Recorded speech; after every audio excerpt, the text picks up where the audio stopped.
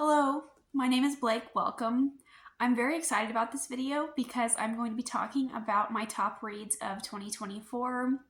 I couldn't reach a top 10 sadly, but I do have 8 books to talk about here. All of these I gave 4.5 and 5 stars. I really wanted to try to rank them, but that was impossible. I had some very surprising reads and some books that kind of snuck up on me. So I'm just going to go in the order in which I read them. And the last book that I talk about will be my favorite book of the year because it ended up being the very last book that I read on New Year's Eve. So that worked out perfectly for this video. But starting off, I have The Song of Achilles by Madeline Miller. And in the story, we follow Patroclus, and he's telling us the story of his life and how he met Achilles. And for the first half of this book, we follow him and Achilles as they are growing up and training together. And then the second half of the story focuses more on the Trojan War. And I think what's interesting about this book is that Patroclus is the one telling us the story, and it's his life that we are seeing, but Achilles is kind of the main character, and Patroclus almost feels like a side character in his own life, and he even mentions something similar to that in this book. And I thought that was really interestingly done. I have never been a fan of Achilles before. I'm very familiar with his story. I've always found him to be kind of pompous and arrogant, and I have never enjoyed his character. But I feel like through the eyes of Patroclus, I feel like I can see why he loves Achilles. And I feel like it gave new perspective to the story of Achilles. And I did really appreciate how it was done that way. And I feel like this book was just so beautifully written. There were so many times when I wish I would have read the physical copy. I listened to the audiobook, which was fantastic, but I wish I had tabbed and annotated the physical copy, but I didn't own one at the time. I recently bought this, so now I do have a copy, so I can go back and annotate it one day. And I just was very surprised by this one, and I'm glad that it made it here onto this list. It was not one that I was expecting to love as much as I did. And up next here, I have The Heroes by Joe Abercrombie.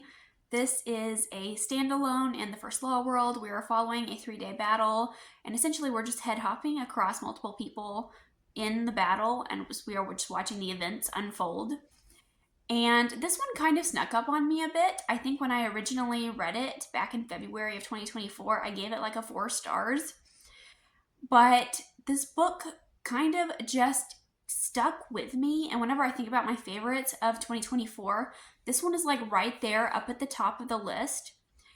And it was really just well done. I've never read a book like this. In my review, I think I said it was like reading about the Battle of Helm's Deep, and I do love a battle scene, and I have never read a book like this before.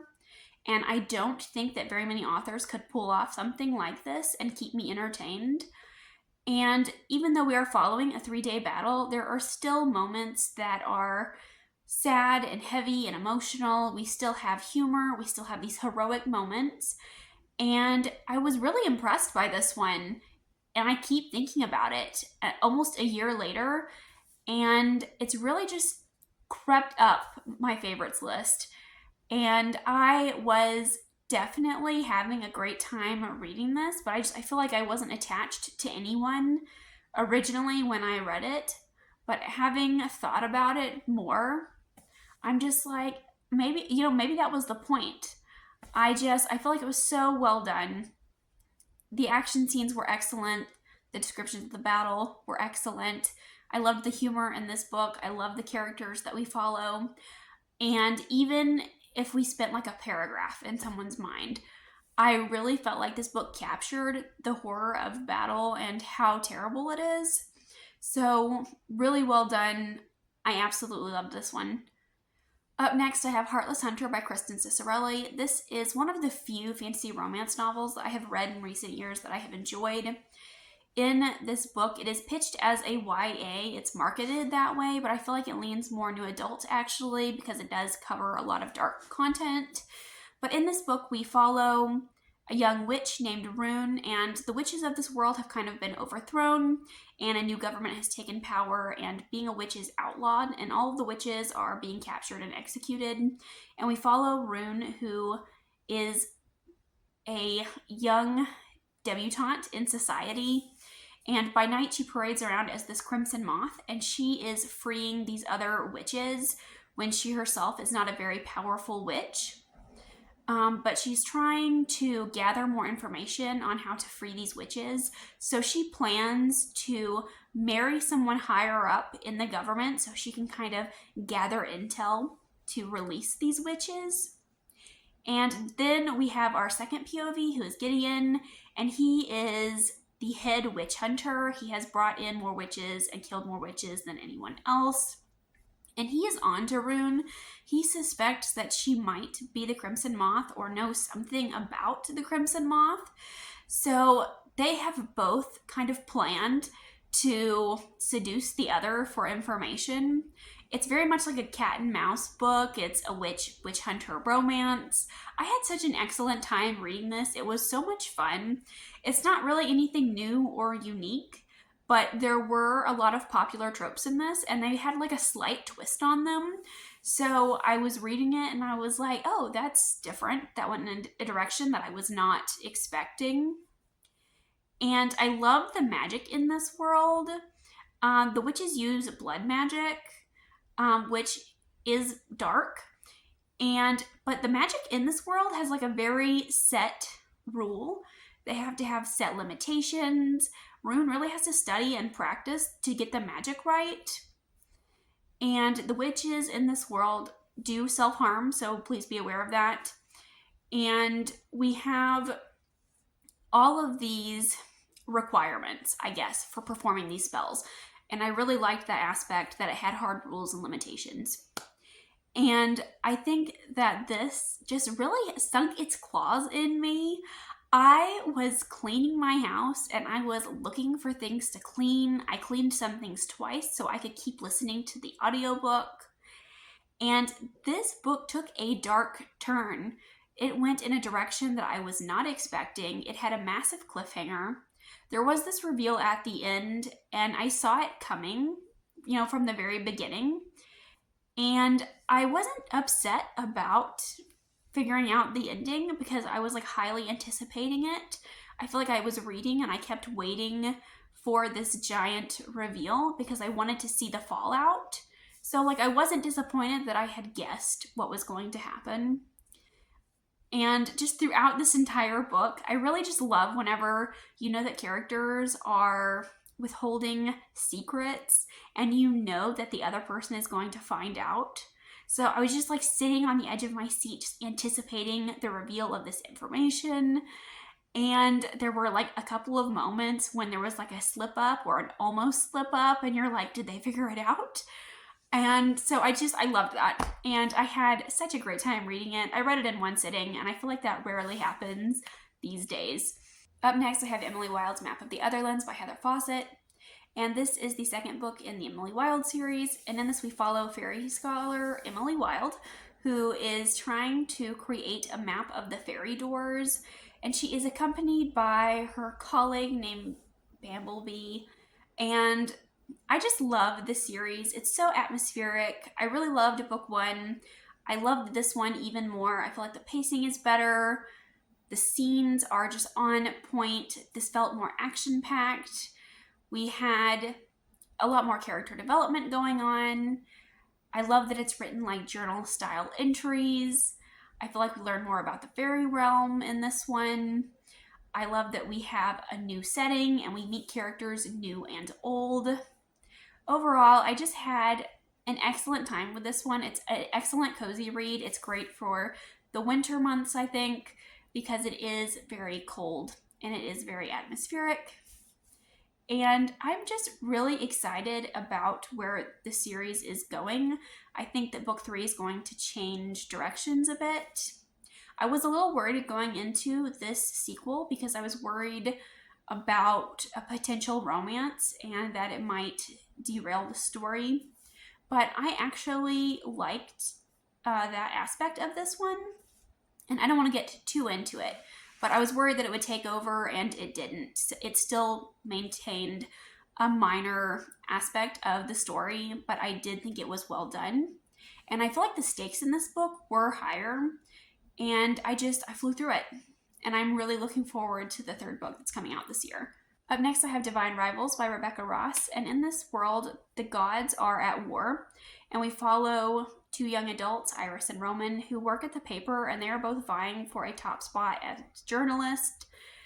And Iris is just trying to keep everything in her life together. Her mother is struggling with addiction, and her brother is missing and presumed dead on the front lines.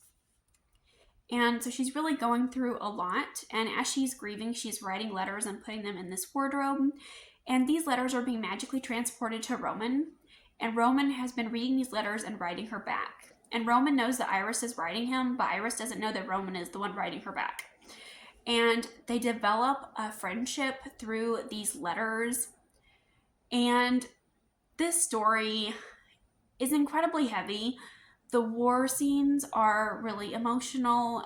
This feeling of war is just looming over the city, and nobody wants to talk about what's really going on the front lines. And people are just trying to do their best. And Roman is also going through some struggles, and his family is dealing with a lot because of this war. So it's just like everything in this world and in this book just feels bleak. Like everything is terrible. And yet there is so much hope and love in this story. You know, Iris and Roman, just kind of the relationship that they develop and kind of the hope and the trust that they have in each other is really beautiful. And I was just so emotional while reading this book. This book did make me ugly cry a couple of times. And I read it very quickly. I was super emotional while reading it. It kind of felt like being hugged while also having your heart ripped out at the same time. So that is what this felt like. I'm very much looking forward to the sequel. I'm scared going into the sequel because I loved this book so much that I'm worried the sequel won't hold up. But I really had an excellent time with this one, and again, it was really beautifully written. Up next, I have The Hexologists by Josiah Bancroft, and this is a very fun and entertaining read. In this book, we follow Warren and Isolde, and they are a married couple, and they are hexologists. They solve magical crimes. And at the beginning of this book, the king's secretary approaches them and tells them that the king is trying to bake himself into a cake. And they believe that he has been cursed. And Warren and Isolde don't really like the royal family, but they are willing to help with this case because it is a very interesting case. And that's kind of the setup for this story. It's very fun, very fast-paced, very whimsical. It is a bit ridiculous. And we have, a magic carpet bag that's Mary Poppins style that's just infinitely filled with all this stuff. There's a talking dragon and an immortal goat. We are hanging out in cemeteries and we are battling ghouls. And I really love the romantic relationship in this. We don't see married couples in fantasy very often, and they have a very healthy relationship, which is great. And they also kind of have like reverse gender roles. Like Isolde is the more stoic one, I guess, and she is kind of the one who does all of the hexes and spell work here. She is the more career-driven one, and Warren is more the emotional one, and he does, the cooking and the cleaning. And he jokes that he's just there to hold the bag for his wife. So it was a lot of fun, very entertaining. And we have such an interesting world here. I love Josiah Bancroft's writing. If you've read his Sin Lina Sin series, I think you'll know kind of what you're getting into with this book. It has a very unique writing style. It almost feels very posh in the way it's written. So that may be something that puts some people off because the writing style is so unique. But if you've read Sin Lina Sins, I think you'll know what I'm talking about. But in this book, we have like a steampunk kind of Victorian 1920 style mashup. This world has recently gone through an industrial revolution. And the people of this world are like, why have magic? So magic is kind of dying. And I feel like I really love the way that the world building was done, and these descriptions of the world I thought were really great. And we have these wizards, and there is necromancy, and we have all these different types of magic in this world. And it seems like a lot of people don't really know about this magic in the world. So that's very interesting. I love that aspect, and I really just love the adventure feel of this. It does have the faux ending, like Lord of the Rings, you know, where you think you've come to an ending, but wait, there's more. And then you think you've reached the end, and you're like, wait, there's more. And I do really like that aspect. I think it's really fun. I know some people don't, but I liked it. And I really liked the mystery of this and the magic. And there is kind of an overarching mystery going on in the background. So while this mystery is wrapped up and does feel self-contained, I do think that we will have a bigger mystery that goes on throughout the series. Up next, I have Empire of Shadows by Jacqueline Benson, and this is a historical fantasy where we follow Ellie, who is living in 1890s era London, and she's an archivist, and she discovers a map to El Dorado, and she is determined to become the person who discovers El Dorado. So she goes to South America, and she has to hire this American named Adam, and he is going to be her guide through the jungles of South America. And this is very The Mummy-esque. It feels kind of like Indiana Jones or like Tomb Raider. We have, you know, treasure hunters, and we are trying to survive through the jungle. And we do have a slight fantastical aspect. We have kind of these relics and stories about supernatural things. And so we really don't see very much of the fantastical elements until the end. And I just really loved the vibes in this book. It very much reminded me of The Mummy, which I love, and it just has like this adventure feel to it. And Ellie and Adam in the beginning don't like each other, and I actually really like the relationship that they develop throughout this book, and I feel like it was very fast-paced and action-packed, and we had like these slower moments where we're getting to know the characters, but I feel like as soon as I was ready for something to start happening again, the action picked right back up. And I really liked the subtle fantastical elements that were incorporated in this. And I think I read that the author of this is an anthropologist. I feel like that really shines through here. I feel like the descriptions and, you know, the way that she describes the locations and the people and the culture was very interesting and very well done. I did really enjoy that aspect. And it was just a really fantastic adventure. I have ordered book 2. I am desperately waiting for it to arrive so I can continue on with the series. And I really want like 12 more books in this series because I have just been rewatching The Mummy and Indiana Jones my entire life, and I've never been able to find a book that really has those feelings.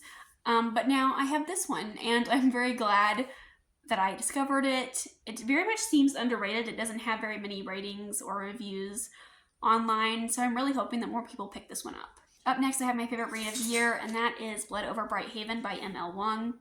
And in this book, we are in the city that has had an industrial revolution, and we follow our main character, Sayana, who has become the only woman who has ever become a high mage. And we also follow a secondary character named Tamil, and he is Quinn. He's from the land outside the cities, and that land is known as the Blightlands, and something keeps killing living things in the Blightlands. So he comes to the city, and because he is Quinn, he is treated poorly, and he's kind of unable to get a job above his station. And he works as a janitor in this institute where the high mages work. And Sayana is having a really hard time as a woman who is a high mage. She is treated very poorly because she is a woman, and Tamil is treated poorly because of his ethnicity. So her coworkers jokingly have Tamil become Sayana's assistant as a way to mock both of them. And although they have a very tense relationship in the beginning, they develop a friendship and they discover that there is more going on in this world than they think. And it's very dark. It is a dark academia story. We have Tamil and Sayana as they're really learning about the government and the history of this world. And we talk a lot about misogyny and class and how power is inherently corrupt. We talk about how the people in the government can control the flow of information and how that can negatively affect the way that things are viewed. It really has a lot of amazing discussions in this book. I loved this book. There were scenes that I went back and reread, and I flew through it. It definitely took a turn that I was not expecting. I was definitely feeling a lot of emotions while reading this. There were scenes when I was really angry at the way that Sayana and Tamil were being treated. And then there were scenes when I was sad. And then there were scenes that were so hopeful. And also, the writing in this book is incredible. Like, I will read everything that M.L. Wong writes after having read this. And the magic in this book is also really unique. The magicians in this world use magic through a typewriter. And they can use wands and staffs, but the younger generation uses a typewriter. And that's amazing. That's so cool. And I really like the way that we get information.